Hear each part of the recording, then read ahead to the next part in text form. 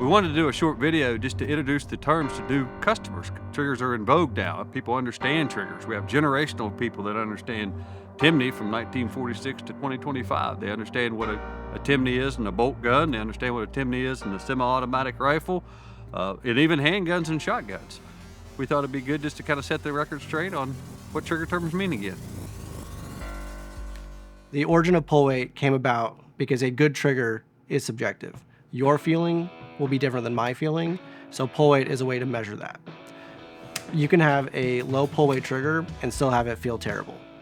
You can have a crisp, clean break with a heavier pull weight, and it would feel good, but feel is all subjective. So pull weight came about as a objective way to measure the trigger. So typically, why is pull weight important? Typically, if you're a long-range competition shooter, right, you want a lighter pull on the trigger. You don't want to have to pull through a ton. As you're pulling there, you're going to go off target a little bit, and so the lighter the better, typically, for a long-range target shooter. Somebody, if you're hunting or whatnot, right, you're out there, you're in the shrubbery, you're laying next to some rocks and stuff, some gravel, you got it in the sights, you don't want an 8-ounce pull as you're about to pull that, right? You want a little bit more force behind it just so you can really size up on it, get nice and firm, and then fire there. Because our triggers are engineered and mated to each other, they're going to give you a consistent pull every single time.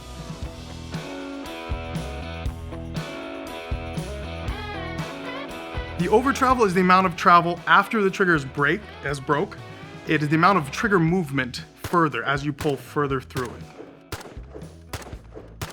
Having a good over travel, so it kind of depends. We have a couple of different variations depending on the model, just how it's designed as well. So the ones with a good over travel adjustment, I would say if you have the adjustability, kind of make it, if it's a single stage, make it as close as possible to that break. Now, if you're shooting a little bit larger caliber, something with a little bit more recoil, you may not feel the over travel, but it's all in the follow through. Adjusting the over travel makes it so that you're not wasting time pulling the trigger past where it needs to go to fire the rifle. Common issues we see in over travel with stock triggers is it's going to travel too far, or it's going to travel past that point of being able to have a good follow-up shot because you're just unnecessarily pulling the trigger. Sear engagement, the amount of engagement the trigger has on the sear itself. With sear engagement, it's kind of a fine line on tuning it. Some of the risks of adjusting the sear engagement too low is going to be a slam fire, where when you're operating the bolt and you close the bolt and then actually lock it down, then the firearm will fire. We do not suggest adjusting the sear engagement on our triggers because we do that at the factory here and we do it to the safest spot possible. Because all of our trigger components are engineered to be mated together, we can control all of those surfaces.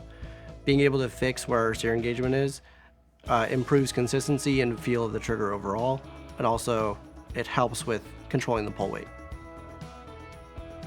Those components are specifically made to be able to have the best sear engagement and being able to control the over travel, still keeping a safe trigger, but also improving on the feel of it.